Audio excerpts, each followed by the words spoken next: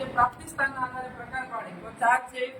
સર્વસુલભ સંસાધન, સામાન્ય સુલભ સંસાધન, ત્યાર પછી આપણે છે વિરલ સંસાધન અને એકલ સંસાધન. તો વિદ્યાર્થીને આપણે સમજાવી શકીએ કે સર્વ એટલે બધે. સર્વ સુલભ સંસાધન એટલે શું? તો કે બધે મળી રહેતા હોય એને આપણે કહેવાય સર્વ સુલભ. તો કે વાયુ, તો ગમે તે જગ્યાએ ઓક્સિજન, નાઇટ્રોજન, જીવસૃષ્ટિ માટે જે કંઈ વાયુની જરૂર પડે એ આપણી પાસે અહીંયા. બીજું સામાન્ય એટલે શું? તો કે સામાન્ય રીતે આપણે મળતા હોય એટલે સરળતાથી જે સંસાધન આપણે મળી જતા હોય એ કહેવાય સામાન્ય સંસાધન. તો કે જળ, અને બીજું છે ગોચર, ભૂમિ. ત્યાર પછી આપણે આવે છે વિરલ. બધે નથી મળતા, સરળતાથી નથી મળતા, પણ તમે પ્રયત્ન કરો તો તમને પ્રાપ્ત થઈ શકે, મળી શકે એવા છે વિરલ. એની અંદર ઘણા બધા છે, ખનિજ છે, કોલસો જે છે, યુરેનિયમ આવે પણ સમાતું નથી, આપણે નથી જોઈએ. ત્યારબાદ છે એકલ. એકલ એટલે એક.